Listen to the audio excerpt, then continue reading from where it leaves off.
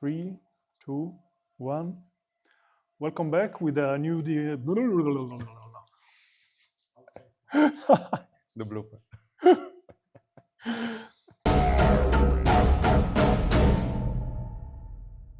Welcome back with a new video brought to you by the Spadone project. Here is Nick and Julian. Today we are in Switzerland, in Zurich, more specifically in Foundation SKKG. And of course, before going to see the weapon of today, we invite you to subscribe to our YouTube channel. You can help us with our Patreon. You can subscribe just some euros a month to support the research. And of course, if you want, you find us on Facebook and Instagram with some updates about the research and the things we are keep going on doing. And without further ado, we can go on with the weapon. Today we have an interesting extending rapier. The provenance probably is German, right? Period, we would say. Early 17th century. Okay. And is a pretty unique weapon, even though we know that there are some other 5 or 6 in 5 other or 6, collections, yeah. yes. Okay, one is in Zurich, in the depot, in a Fulton. And then, if I remember correctly, one is in USA, right? Yeah, Okay, for the rest, honestly, I don't remember right now. I thought one is in the UK or something. In the end, we know of 4 or 5 additional to this one. Yeah, this is not the first one we see in person. We had the chance to check the one in a Fulton as well some months ago. And yeah, the unique feature of this weapon is that, of course, it starts as a rapier, pretty heavy, honestly. Mm-hmm. And you can see even from the handle that is pretty long. I mean, I'm not really a rapier expert, but we have seen something else. And usually you do not have this extent of extra length here. And there is this fascinating mechanism to change the actual length of the handle in order to create. We have written down the actual length if it's not extended, Yeah, which is 1 meter and 52 centimeters. also that you see. Do you still see that? Maybe take the point of balance. Mm-hmm. Take this here. Let's show how it is when it's not extended. Mm-hmm.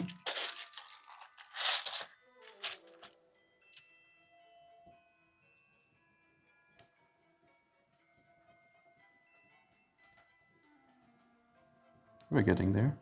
Mm-hmm.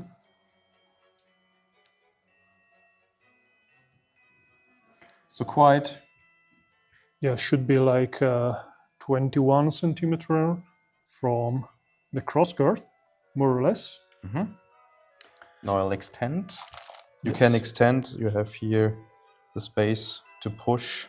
Yeah, maybe you can show here. Don't know if you even see that. So there is some kind of rail, and then you have Spring. a spring here and a hole close to the final part of, let's call it ricasso. So you can shift the whole crossguard just gently.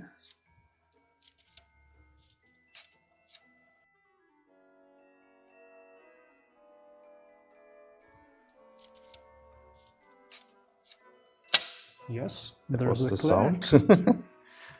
And now you have The two-handed sword. a two-handed version. It's pretty long, actually. We got the measurement. Is like 1 meter and 78, more or less. So is even pretty long for the average two-handed sword. But of course, this is a later period weapon, so is the time where centimeters were added. Also, it feels way better now to handle than before. Yes. And And you see the point of balance is now very close to the crossguard. yeah, should be like 10 centimeters or something. Yeah. And here we are closer to what normally two-handed swords have. Also, the extension, the length of the handle now is closer to what we expect from a two-handed sword. So it was like 45 centimeters and something. With the pommel? Yeah, with the pommel. Yeah. Okay. And of course, another interesting thing is the cross section of the blade. In this case, is a diamond. While in other two-handed swords, we know that at least the majority of the examples we have seen so far, the cross-section is hexagonal. So here, of course, is more towards what you would expect for at least some rapiers. Not all of them, I guess. Yeah. And it's not really sharp, actually. Not really sharp, no. No, and even the tip is not that pointy, what you would expect normally, maybe for weapon with a thinner and more tapered.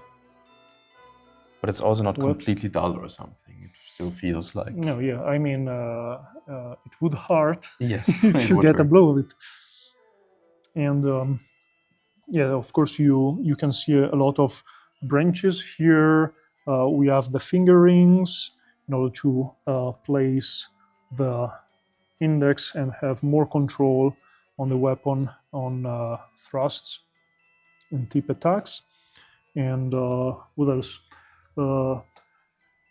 It is an interesting weapon. I wouldn't say I like it 100%. It doesn't feel really practical, at least in the configuration of one hand. So my personal opinion, maybe this is the kind of weapon that was made to prove the skill of the maker and to have something interesting to show maybe to friends, to a person of wealth, someone that could actually purchase an object of this complexity. For curiosity, basically. Yeah, but I cannot see it used in combat, especially as a rapier. As a two-handed sword, you know, if chance needed to go. And I think is pretty much it. Yeah.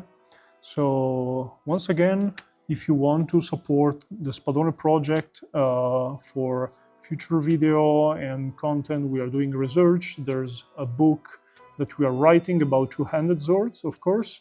You can subscribe to the YouTube channel, but most especially, you can subscribe to the Patreon. It's just like €2 a month. You get updates about what we are doing, and you let us have more travels, buy gears, tools, and things we use for bringing on the research. So thank you for watching, and see you soon. Bye.